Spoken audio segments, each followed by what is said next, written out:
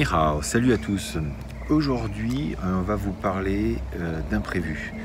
En fait, les imprévus, ça arrive quand on s'y attend pas forcément.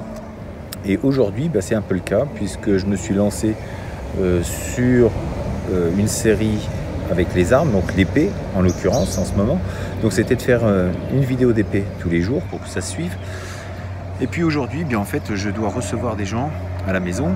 Je ne vais pas vous raconter ma vie, mais enfin du coup, ça perturbe un peu le plan établi puisque je fais les vidéos le soir en rentrant du travail.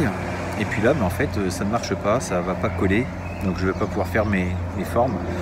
Donc tout ça pour dire qu'il faut savoir s'adapter. L'imprévu, ça fait partie de la vie. On va avoir énormément d'imprévus dans notre parcours. Eh bien, il faut laisser la place à cet imprévu, l'accepter. Et puis, ce qui est important, c'est de s'adapter. Et c'est là où je voulais en venir, c'est savoir s'adapter. Dans la vie, je pense que c'est vraiment quelque chose d'hyper important.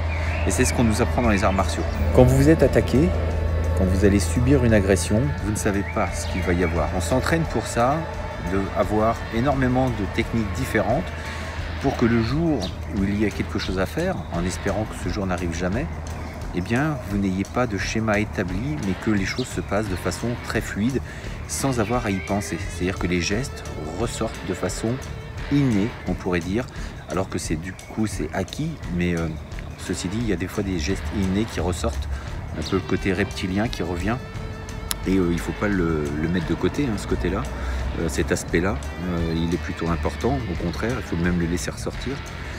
Mais tout ça pour dire qu'on se prépare dans la pratique martiale à justement gérer l'imprévu. On a beau voir 36 000 techniques, on ne sait pas ce qui va se passer à ce moment-là. Il n'y aura aucune agression qui va ressembler à ce qu'on a pu travailler dans un cours.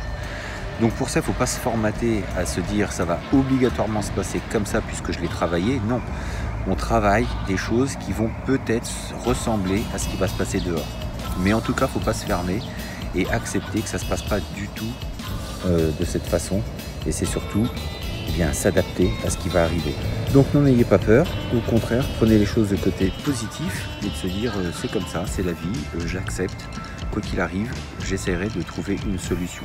Donc la solution pour moi, c'est de ne pas faire forcément une vidéo axée sur les armes, puisque je n'aurai pas le temps et surtout pas la place ce jour-là, enfin ce soir.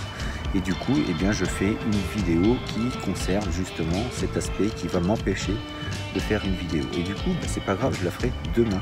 Donc c'est simplement reporter. Parce que la question de facilité, ça aurait été de dire bon, ce soir j'avais prévu ça, mais je ne peux pas, donc c'est pas grave, je ne le fais pas.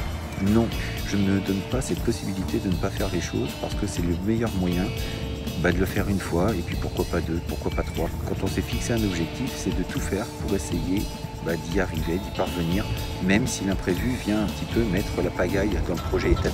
Suivez le plan établi, mais sachez que s'il y a de l'imprévu, trouvez des solutions pour faire autre chose, mais qui ne vous fasse pas reculer, mais au contraire avancer peut-être sur un autre chemin pendant un certain temps, pendant une petite période.